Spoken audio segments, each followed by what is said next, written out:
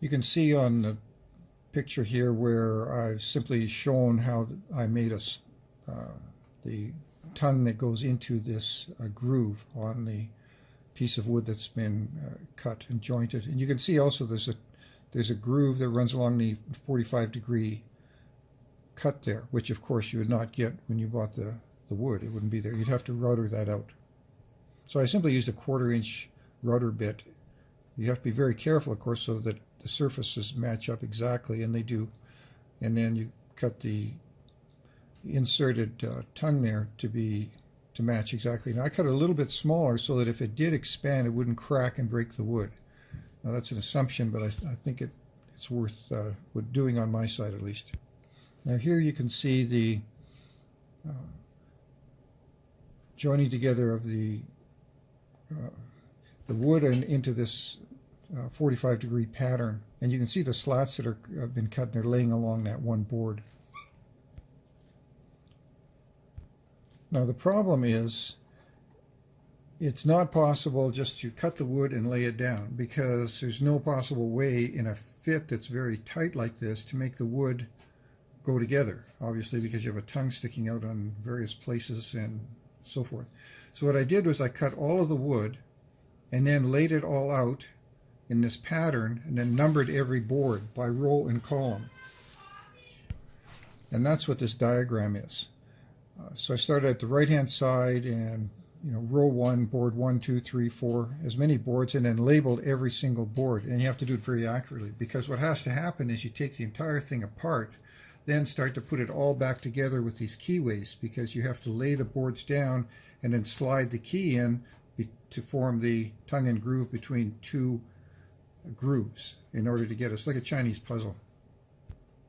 Now this simply shows the tool that I made in order to tap the boards into place. I simply took some scrap wood and put it with an edge on it that matched the hardwood, and then you can tap that and bring the board into alignment. Now a mistake that I made, or a way that would have been much better than what I did, was I used smaller pieces of dark wood along the edge of the bed. That was a mistake. I should have used a single long piece. And in these packages, there's usually one or two. There's several long pieces and lots of smaller pieces. The thing is that the piece along the bed is also the metric by which everything else is laid out to get the correct reference point, as well as the wall.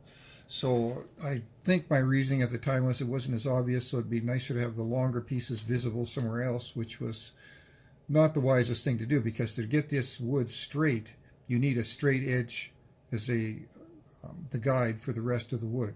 Anyway, just a word, if you want to do it this way, that's what I would recommend paying attention to. What this shows is just a mechanism I use to try and line up the boards when there's a little bit extra gap in there. So I made a wedge system so that I could tap the board in. It would pull in the edge a little closer in some places. I don't know whether that's because the wood I had was from when I built this house 25 years ago, and maybe it has a little bit of a bend in it at places. I tried to get as straight a wood as I could, but that's what I used to get it into place. And here what you see is just the wood taken up again, and then you can see the slat that was inserted there. I did that deliberately just to take the picture of it, because the direction now has to change. So it went from the bed towards the wall, and from the wall with one row towards the bed for the tongue. But now going across the front, you have to always nail on the tongue, so it has to switch. So therefore there's a groove cut in this wood, as you can see, to switch the direction of the tongue. You don't need to nail it at this point.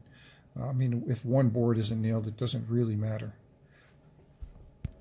From here you can see the keyway being inserted along the front of the TV cabinet to hold the edging and the boards together. What you can see here is the rod that runs along, that was used to cover the cable run that goes along the wall. So these are the 120 volt cables for the different parts of the wiring in the motorhome. The rug seems to be, I think in my estimation, is more than enough protection for the cables. I took a piece of the trim that used to be on the roof of the motorhome, as I replaced all of that, and cut it down and then routed the back of it to work as a piece of trim to hold the rug in place. And then of course the rug slips under that slot that was cut away in the bottom side of the edging for the wall there.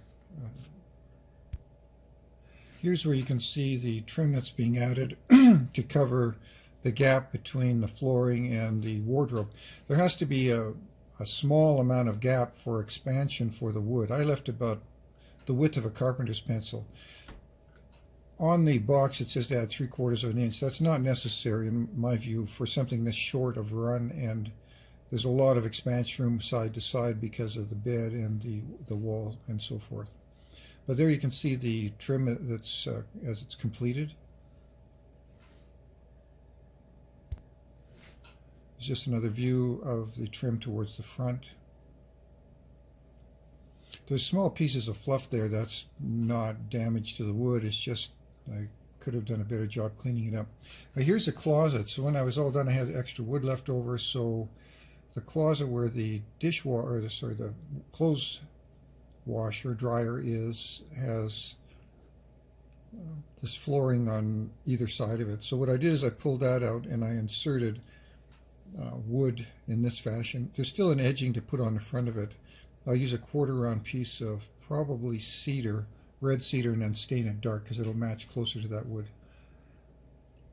Here's the left side. Again, here's the older flooring in the cabinet. And then the flooring once the flooring replaced with wood. So that's about the sum total of it. The cost was not that much, relative I guess, is I had some of the wood. If I was to buy it all again, it's about 20 square feet of wood of the maple, maybe a little less, and then 20 square feet of the dark maple. So light and dark was each 20 square feet. The total cost would be probably about under $200 for the wood, and that's really the only cost to the project was the wood. But the amount of time that it took to take was about 3 weeks. It takes a great deal of time to cut these pieces precisely, lay them down, take them up over and over again, and just to work out the general layout.